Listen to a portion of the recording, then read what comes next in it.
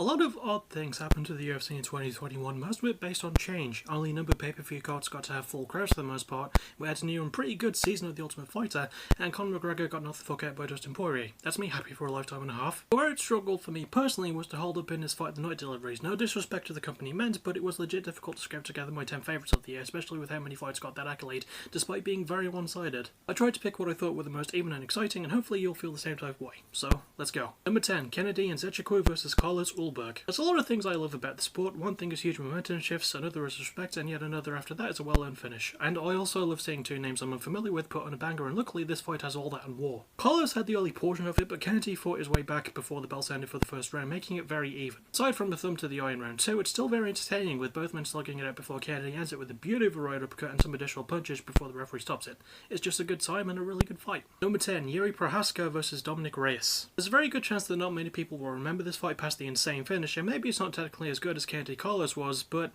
on a crazy shit per second level, it trumps the number 10 entry in spades. You could argue that it is one-sided in Yuri's favour, but Reyes is staying the fuck in there with him, even wobbling Yuri with some heavy hits. Both men move like lightning for their size and weight class too, which helps, and the hope spot for Reyes in round 2 with the guillotine added a lot of drama to the fight, and the closing KO is up for one of the most memorable finishes of the year in one of the best fights. Number 8, Jeff Molina vs Chilang Aori. Good that this fight won't really rank on many others' lists, mostly because it was on the early prelims of the UFC 261. You know, the one with the main event where Kamaru Usman punched the soul out of Jorge Masvidal. There you go, that's the one I remember. But that aside, yeah, this match kind of bangs. Two debuting UFC fighters in one of the most hyped up divisions, two relative unknowns, and they stole the show early. Couldn't find a highlights video for much reference for this list, but the two go at it here, putting on a pure technical and damn exciting stand-up brawl. Seriously, if you haven't seen this fight, go and watch it, it's definitely worth the time, and it's viciously underrated. Number 7, Edson Barboza vs Shane Burgos. I don't think there's a fighter going right now who can take a battering like Shane Burgos. The dude has some of the best getting finished in the last round fights I think I've ever seen. Smart choice to pair him with Edson Barboza then, who is also great at bringing wars as well as murdering your shins. It's a case of Edson's kicks versus Shane's punches, but there's so many big moments that are very well earned and satisfying. In a year with very one-sided fight the nights that ended in the third, it was a breath of fresh air to get a competitive, thrilling, and genuinely entertaining fight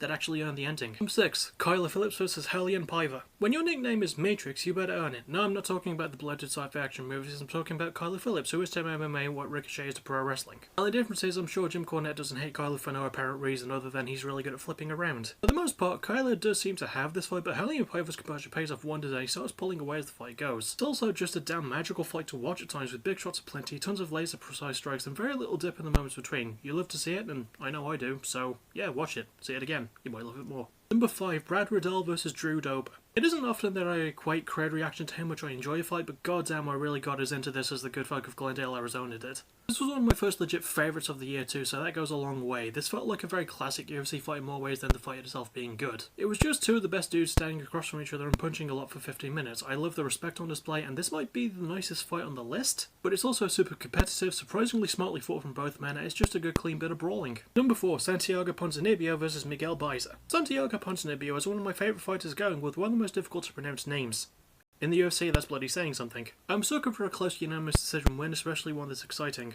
Miguel Baiza more than holds his own against the Argentinian dagger through the 15-minute bout, and it might be one of the more technically paced fights of the year too. Even with that in mind, there's no dull moments, and each kick and punch thrown feels very calculated, it's high volume, there's lots of energy, and it's just two great welterweights putting on a damn great welterweight battle. Number 3, Justin Gaethje vs Michael Chandler. I initially didn't think I'd have this as high as the last minute, and half of this fight is just the two posing and flexing, but damn it, there are a few fights that lived up to the fan hype and delivered quite like this one did. Both of them have a kill or be killed attitude, both of them can bang, and both of them over-delivered in this fight, which can't have been easy on the card that it happened on. But still, the two put on an absolutely crazy brawl that was back and forth entertaining, both showed tons of heart, and as stated before, I love Mad Bastard fights by Mad Bastard bastards, so this is right up my Mad Bastard alley. Number 2, Brian Ortega vs Alexander Volkanovski. You have no idea how close this fight was to being number 1. The first Ultimate Fighter season in 3 years was coached by two of the top featherweights in the world. Current Kingpin Alexander Volkanovski had his toughest test today against the always exciting Brian Ortega, so a Fight of the Night candidate was guaranteed, and you're damn right it earns its place. So many amazing moments of respect, yes, but it's coupled with heightened drama, brilliant combos, tons of blood flowing, and how the hell did Volk not tap out to that guillotine? My god. Heart of a champion, that's out. What a fight, what a night. But there's still one more to go. Number 1, Max Holloway vs Yair Rodriguez. Entry 3 and 2 might have been elevated by fan hype, but honestly, this one goes up to the top spot mostly due to the hype I built for it in my head. Max was on fire all year in 2021, and this was El Pantera's first bout since 2019, so yes, I was looking forward to this one, and this fight became everything that I wanted it to be, and so much more. It's all that I want from MMA, really. Respect at the gates and all throughout, amazing action no matter where the fight went, so many great moments, no dips or fails from what I can recall, just perfect. Okay, so maybe it is slightly hurt by being a fight icon and not having the massive crowds that Gaethje, Chandler, or Ortega Volk had, but that doesn't make it any less of an all-time great fight, and for me, my favourite fight of 2021, also didn't add this bit in the script, but Yair Rodriguez is my first person to ever be a 2-time Fight of the Year winner because of the one he had in 2018 against the Korean Zombie, so that's good shit, and this is a great fight. So, that will about do it. My first video of 2021, my top 10 list of this, and yes, I will be doing the top 30 lists starting tomorrow. It's from 30 to 21, then Wednesday from 20 to 11, then Thursday from 10 to 1, and after that, I will be, well actually, in the middle of that, I will be streaming again. I'm going to be starting streaming my next Let's Play tomorrow night, which is going to be Resident Evil 7, and I'll continue doing that on Friday as well.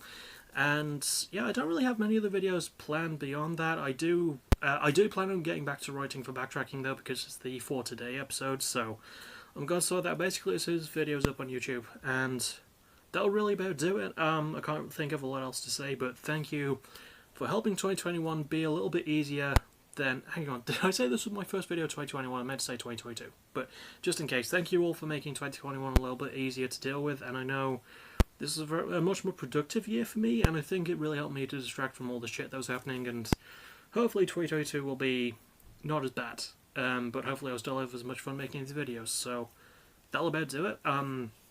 See you all tomorrow, and then tomorrow night, so yeah, see you all for that, and as always, thank you for watching, you're awesome. Bye-bye.